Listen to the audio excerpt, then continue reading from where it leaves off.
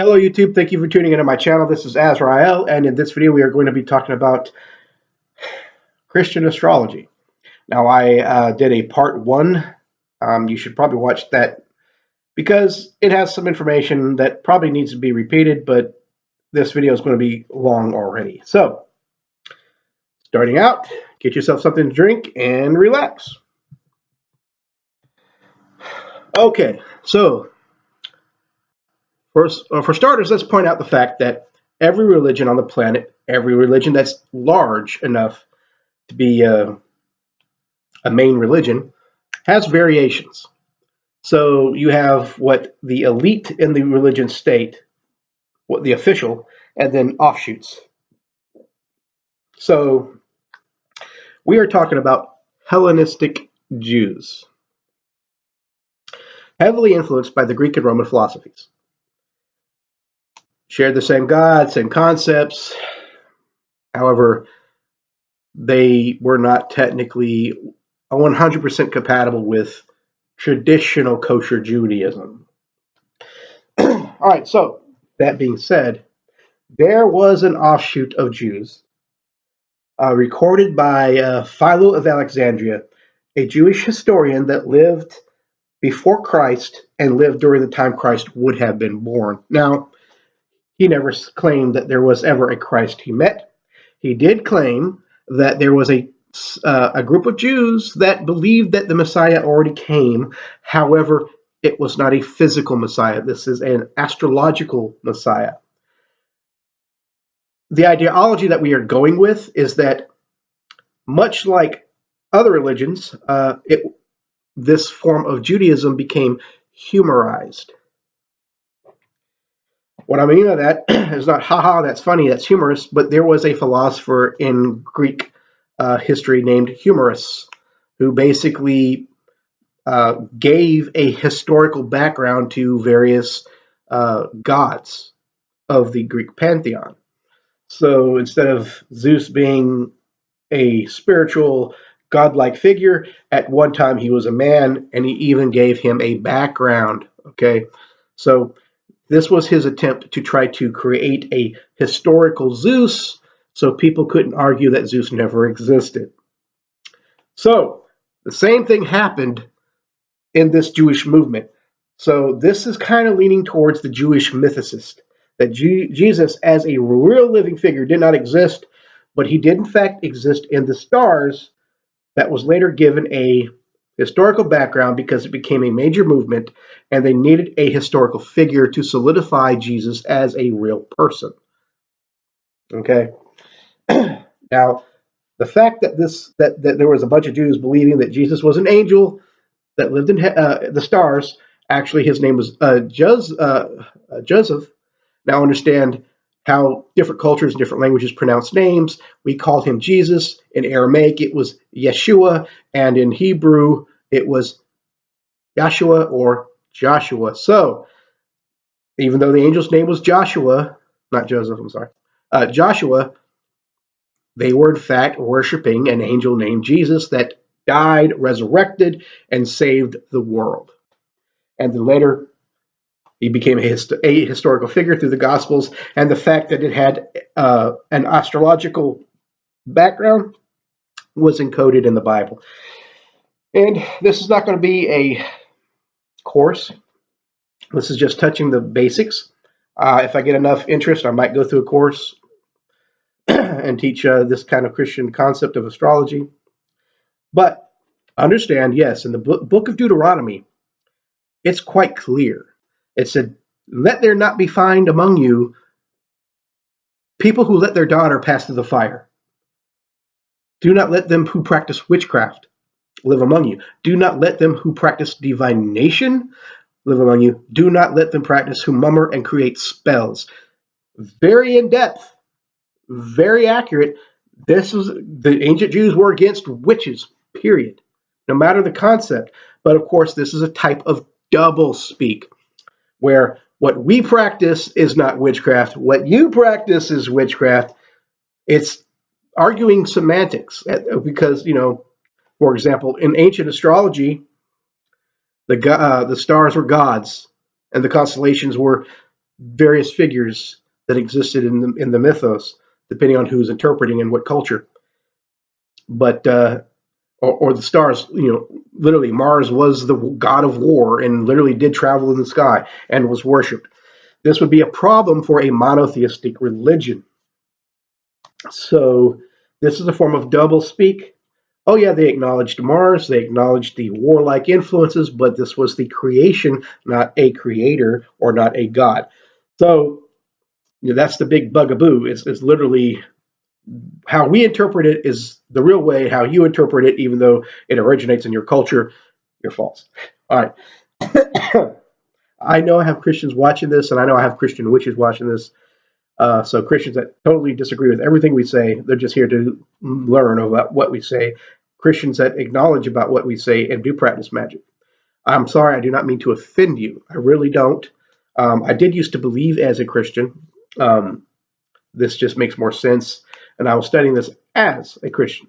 Now, Christianity can be a valid religion. I don't like the evangelical or the traditional. We've been interpreting it for thousands of years this way, and so yeah, you still hate gays and you're going to hell because you looked at a girl because she was pretty. Bullshit. All right, that's just my opinion. I strongly disagree with traditional Christianity, but Christianity as a religion can be beneficial. Now, moving on. Today, I'm going to state that the first of the astrological signs is Aries. That starts the new year. Kind of, very pagan-y, right? All right. So, the Jews believed originally this group, this cult of astrology in Judaism. They looked towards the Sphinx. The Sphinx, that's right, the Sphinx in Egypt, or from Egypt, but they were Hellenistic. So, in the Greek and Roman, technically, the Sphinx was always a lion with the head of a woman, sometimes with the wings of an eagle. The Sphinx in Egypt, the archaeologists still are arguing, was the Sphinx a female, or was it a male pharaoh that had feminine aspects? Who knows? They're really still out on that, I think.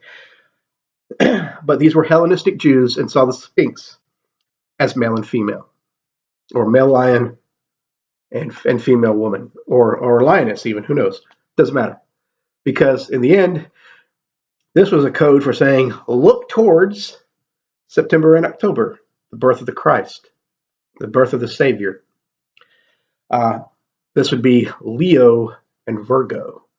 Leo and Virgo. Okay, now every astrological house has 30 degrees.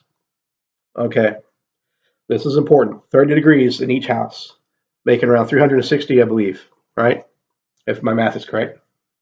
Anyway, now, Jesus died at 33 years old. There are 30 degrees in a house. So this is a scene as that, okay, 33. 33 degrees, it moves from Leo to Virgo. But let's give an extra 3 degrees to make sure that the sun is actually in Virgo completely, because when it moves from one house to the next, you have this thing called a cusp, or you can be Leo but have, say, a Virgo influence. And this is basically what Jesus was, because he was often referred to as, a lamb and the Lion of Judah. All right, there's another connection. But in any case, 33. So you have 30 degrees plus three more degrees, or 3 extra days, or whatever that is, to leave it to further more in Virgo. The sun rising was symbolic as the sun being born in the house of Virgo. Therefore, Jesus was born of the Virgin. Jesus the Son, Virgo giving birth to the Son. Okay, this is where this starts. Okay, so this is Virgo is where it starts. The Virgin giving birth to the Son. However, we celebrate here, or most Christians celebrate Jesus being born around the winter solstice. Say, Sol Invictus, December 25th, which was a Roman holiday, celebrated around the birth of the sun. It is seen as the birth of the sun because it's in the dead of winter. The riddle is, how far can one run into the forest? Well, only halfway. Why? Because the other half he's running out, right? So he's running out the forest. So you're in the dead of winter. The days have gotten shorter. Now it's reversing. The days are going to be getting longer, all right, after this winter solstice. So the birth of the sun. So it starts at Virgo, Jesus being born of a virgin, officially completing the birth during the winter solstice around December 25th, the birth of the sun. Now, in his gospel, he said, I shall die and rebuild this temple 3 days later. These days can be considered as degrees, or not degrees, I'm sorry, houses. So you have 3 different astrological houses appearing and being born in the spring. You have the finishing off of December, you have January, February, and then March. This astrological starts Aries, which is important because Christian astrology is layered. You have one truth, and you have another truth, and another truth on top of the same symbolism. Okay, so you have Jesus being born of a virgin during, starting in October, and being officially born during December, and then 3 days later, he's being resurrected after his official death. Okay, starting in spring, a new creation, a new beginning. But that's actually getting ahead of us, though. So, because again, remember I said it's layers upon layers. One layer has multiple symbols, multiple meanings. All right, that's just the first part.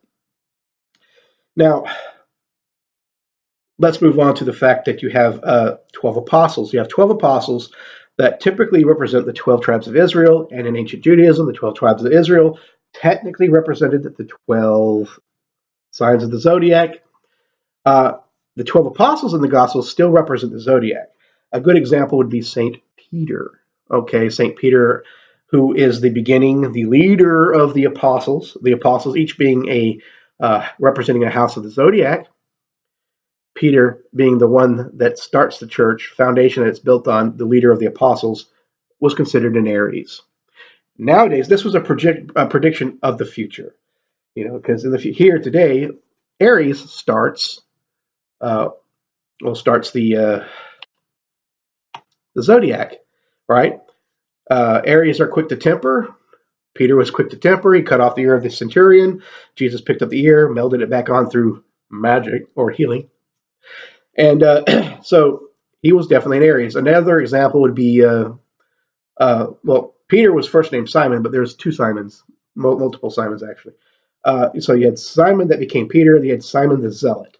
Simon the Zealot did not want to pay taxes to the Romans, even though Jesus says, give to Caesar what is Caesar, and so forth. So he was very stubborn, didn't want to do something, a trait that is found in Taurus. So Simon the Zealot represents Taurus. Okay, so Jesus began his ministry, and it typically took him a year before his crucifixion. And as we know, the sun rises in Aries, the beginning, and of course is symbolic of Peter, the ruler of the 12 apostles.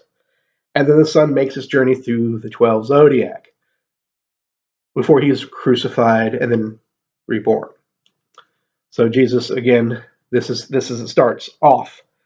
Everything in the Bible, okay, is symbolic, or especially the New Testament, is symbolic of Christ. See, after he became baptized, he started his mission. Baptized, the water bearer. He he was of Bethlehem. Bethlehem meaning literally translated the house of bread, which is also an astrological symbol of Virgo, the house of bread, the harvest. Okay, so we have Jesus collecting the 12 apostles at the beginning. Who were the 12 apostles, or the core of not all 12, but the core of the apostles? They were fishermen. Pisces. All right, starts beginning his with Pisces, and this goes so in depth. Every aspect of Christ's life is associated with an astrological phenomenon. I'm kind of hopping here and there as it comes to my brain because I don't do a script. So sorry, guys. You might have to watch this several times, but the symbolism is there. I'm just spitting off the symbolism. But it took a year for him to finish his ministry, starting from one to the A to B, and of course, it takes a year for the sun to move. But I'm just pointing out. I mean, there was another time when he was saying, he told his apostles to go out and find the man with a pitcher of water, and he will meet them there. Of course, this would be the water bearer. Okay. In any case, what the things I'm really trying to point out was, I think, is the most important is like in the book of Revelations, where it has this woman giving birth to a child. This woman represents Israel according to traditional views, but understanding that not only does this represent Israel, this also represents Virgo giving birth to Christ. During the time that part of the world where Virgo would be active in the sun rising, at night the moon would often appear underneath Virgo, and of course the stars on top of Virgo. And this, in the book of Revelations, is clear. I mean, Virgo, the virgin, giving birth to Christ, virgin birth, standing over the moon, crowned with stars.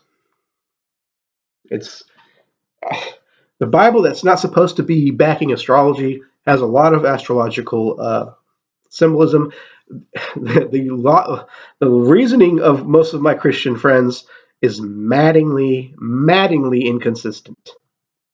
Drives me crazy. Anyway, a good example is Judas's betrayal, and this is the basic next to the last. Before I go forth, that cross that Jesus was crucified on, astrologically, was basically the North Star. You draw a line down and draw a line across. Different symbolism, but I wanted to throw that in there. I probably shouldn't have thrown it in there because I don't plan on going into it. Anyway, but okay. What I do want to get into is that, what did Jesus call himself? I mean, obviously, he was associated with the sun, the light bearer, the one true light to the world. He was called the Lion of Judah and the Lamb of God. All right, depending on the symbolism, based on the interpretation, was also depending on what the stars were saying at the time. All right, so anyway, he also called himself the bright and morning star.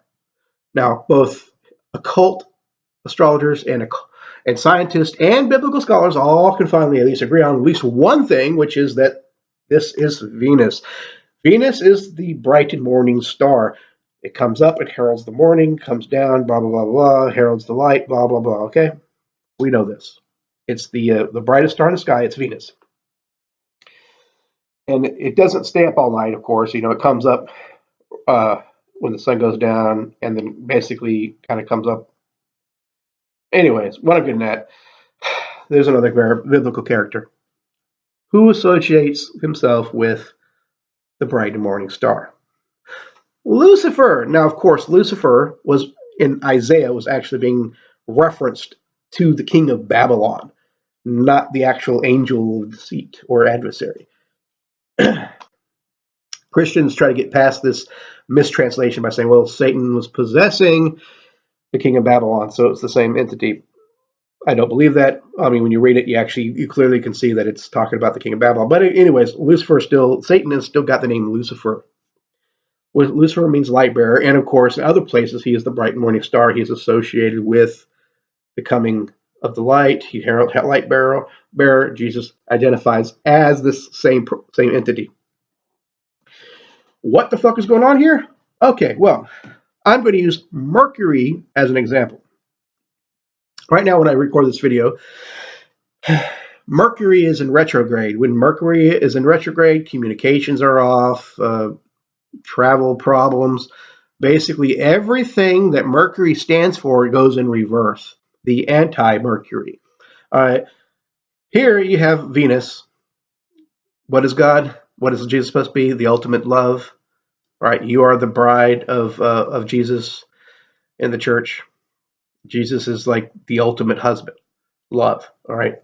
The Antichrist would be the reverse of everything this claims. Now, Venus rules over love and so forth, and this is how they poetically kind of stitched the shit together.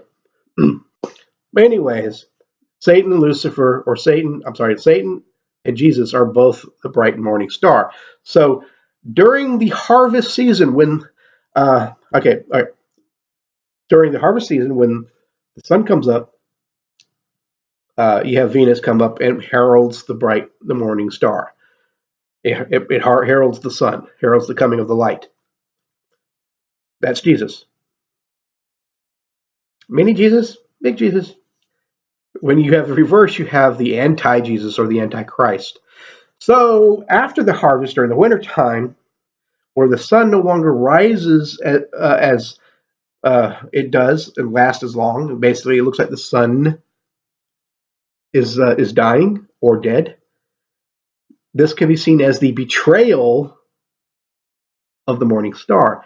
So instead of heralding the light, it's weakened the light. The light no longer comes like it's supposed to. This is the astrological phenomenon of Lucifer, the Antichrist, or Satan, the Antichrist. And again, guess who gets the blame? Well, Judas gets the blame. First of all, Judas gets the blame because in the Bible, Satan enters Judas. That's in part of the gospel. So Satan does the action, Judas gets the blame. This is basically how the morning star betrays the sun, or betrays Jesus. The 30 pieces of silver is an allegory for the 30 degrees of each zodiac, believe it or not. Now, since it rules over affection, Judas betrayed Christ with a kiss, a form of bad affection. Bad affection that is not appointed by the church is considered evil. What is evil? Sin. What is the wages of sin? Death. So, during this time, when I guess you would say the morning star takes on the reverse form of the morning star, its original meaning, just like Mercury takes on the reverse meaning of messenger, becomes more like Loki, which is a trickster god. You have Satan, the trickster spirit of Christianity, taking on the role of the morning star, betraying it. So the morning star betrays the sun, and winter comes. What happens with winter? Basically, it's a season of death. Things slow down, stop growing. Things die from starvation because of lack of food. It is the season of death. So Jesus then gets reborn, resurrected during the spring, okay, during this part, and spring happens. So so Jesus dies, death, resurrected, life. So this is all allegories of astrological phenomenon that's going on during a time that has been given a historical meaning and a poetic meaning, just like the pagans did with the zodiac. You have the water bearer. You have a story behind the water bearer. You have the story behind Cancer and Gemini. You have stories. Right? Christians gave their own stories, their own concepts, or Jews, which later would become Christians. All right, so there you have it. Well, I'm basically all talked out. I mean, this video was an introduction to Christian astrology and how it predicts. Well, okay, modern Christians who finally accept the archaeological evidence of what's going on, which they have recently discovered that was suppressed. They say, well, the stars just predicted the New Testament and the Old Testament, depending on which mythos. And I mean, I find it easier to believe Philo of Alexandria that recorded this before Jesus was historically supposedly born, that these stories were already in play before Jesus was selectively to be born 2,000 years ago. So, in any case, take it what you like. If you're pagan and you see it, understand this is just more to believe that the Bible is literally a allegorist for occult practices. And if you're Christian, fine. There's no harm in believing that the stars foretold for thousands of years. Just to let you know, that means that the Book of Enoch Methuselah, no, Enoch, whatever. This knowledge was before Moses, and it was supposedly given to this historical figure in the Bible that's mentioned once, but has a book that was used to be used by Christians, but was tossed out, the Book of Enoch. These knowledge was supposedly given to us by Azazel, which was one of the fallen spirits or a demon, supposedly. Taught women to put on makeup, taught man astrology, taught man magic about what's going to happen in the future. It's a big, big subject. Definitely far extending the concept of this video. Again, this is just to introduce it to you. If you're pagan and you didn't know about it, read about it. If you want to be Christian, be Christian. If you're a Christian and you hear about it and you don't want to be Christian, fine, don't be a Christian. If you read about it, hear about it, like it strengthens your faith, all the better. This is a learning channel, and that's exactly what I'm doing. Is I'm teaching what I know that most people, well, not most, many people in Christianity. The original part of this channel was to open up Christians' eyes to the occult and realize that it's not all bad. So if you want to interpret this as something positive for your faith, I'm glad I was able to help you. I'm not trying to convince anybody to leave Christianity or anything. Just because I don't follow what you call Christianity doesn't mean I won't support you. As long as it's done correctly. And what I mean correctly is I mean true love. Don't be hating people just because the Bible in Leviticus, it says, stone non-virgins and stone homosexuals or burn a witch. That's ridiculous. Christianity can be a good religion. Just understand that certain things were historical reasons, or are there for historical reasons, and that's why they're left in the past. All right, love and light. I love you both, pagan and non-pagan. I love you all. So, again, I hope I don't offend too many people, but I know I'm going to by giving this out. But again, I'm just telling you what it is. Do it, interpret it as you wish. Take care.